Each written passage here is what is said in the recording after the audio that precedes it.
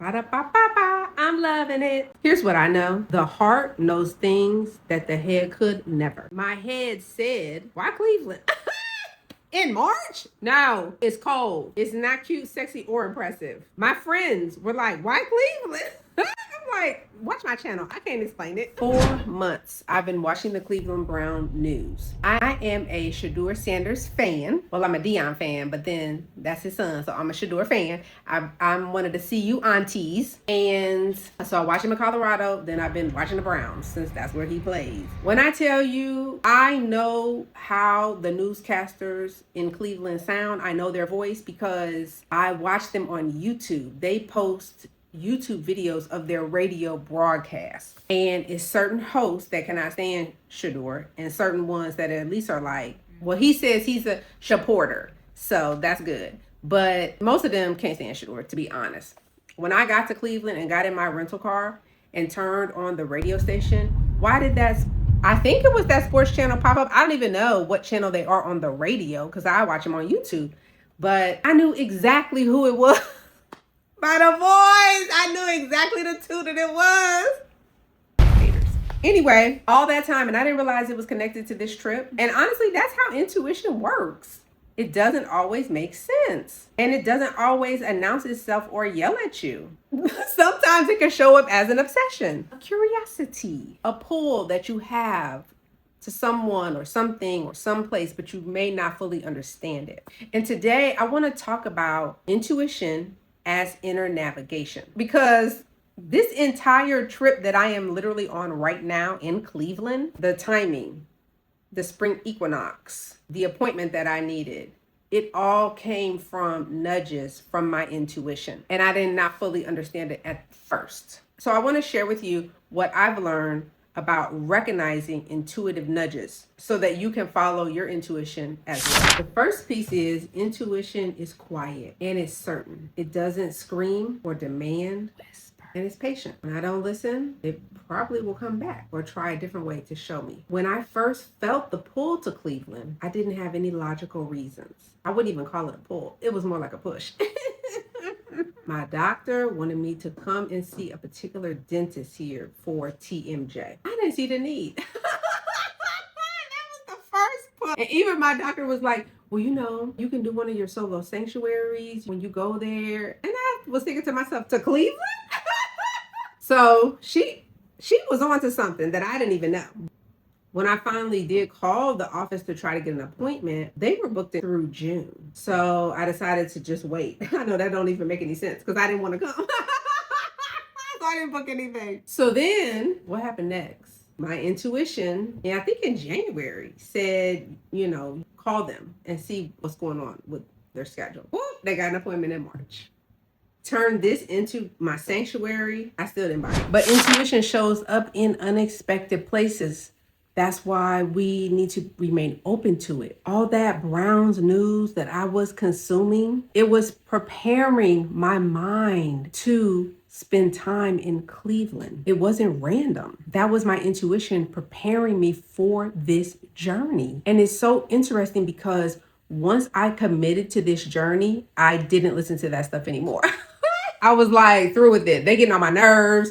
They haters, as my one guy called it. They not supporters. And even if they want to not be a supporter, but just be fair, just be unbiased, they're not. So, or maybe I'm biased. I don't know. We feel like that's our nephew. So, hey, but it was saying that Cleveland actually matters. Pay attention to this. It was like a set of alarm bells just ringing every day that I was not listening to. I didn't recognize it as intuition at first. I just thought, I'm gonna see you auntie. He went from Colorado to Cleveland. So, okay, I'm gonna watch Cleveland. But now the season's over.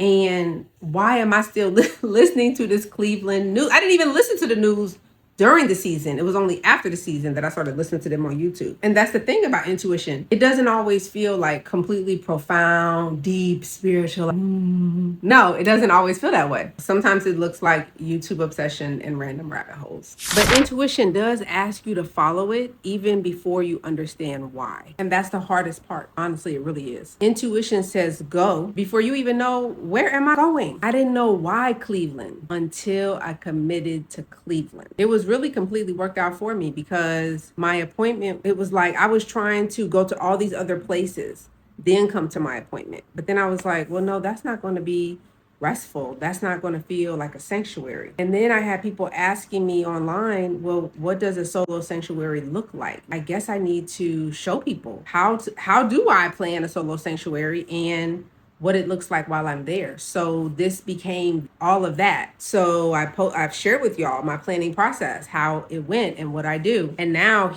here I am on location talking to y'all about intuition and how I truly plan this trip with my heart and not my head, because it didn't make sense. So how do you practice following your intuition? Start with small nudges. For instance, when I was grocery shopping on this trip, at first I was not going to get any bottled water because I assumed that the kitchen, like the refrigerator, would have like the filter or whatever. But something said to me in the grocery store, no, just get some water. Well, that was my damn, now I need some water. Well, that nudge in the grocery store was because I needed water, because they don't have a filter here on the refrigerator.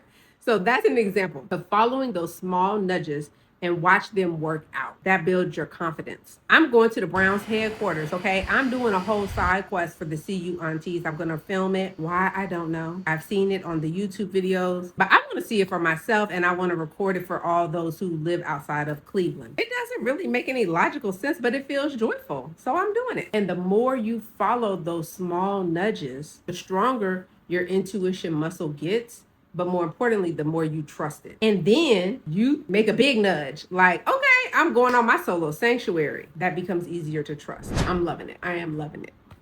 Ba-da-ba-ba-ba. I'm loving it. Here's what I know. The heart knows things that the head could never. I actually read that the heart is like 70 times more powerful than the head. My head said, why Cleveland? In March? No, it's cold. It's not cute, sexy, or impressive. My friends were like, why Cleveland? I'm like, watch my channel. I can't explain it. My head said, go someplace warm, then go to Cleveland. Go to Miami. Go anywhere. Then just come in, do your appointment, and roll out. Go someplace people will understand, that it's easily explainable. But my heart pulled me here. Literally, my heart sang Cleveland. And for the Spring Equinox for 6 days. That's the thing too. I don't really even like long trips. I like 3 or 4 day trips. But because of the schedule and how everything worked out, I'm here for 6 days. But my heart is so grateful that I followed it, that I listened, that I responded. And that's what solo sanctuaries will teach you. How to trust that quiet knowing. Because when you only have yourself to listen to, when you only have your own mind to rely on, your own heart, you develop a deeper trust and respect for yourself. How to really follow those nudges. And especially when you're new to it, you don't have any other voices in your head like, oh no, you don't need to get this, or you don't have anyone else to ask even. It's not even that person is inserting themselves, but you're asking for their opinion, their thought, their idea. No, you don't have that. You are on your own, you're independent, and you create a greater self-reliance on yourself, yes, but on your intuition, definitely. So here's my question for you. What nudge in your life are you ignoring right now? What quiet pull have you been dismissing as that doesn't make any sense? That's not logical enough. It could be your intuition trying to navigate you to somewhere or something very important. I'm here for you. And remember, the journey is always back to you.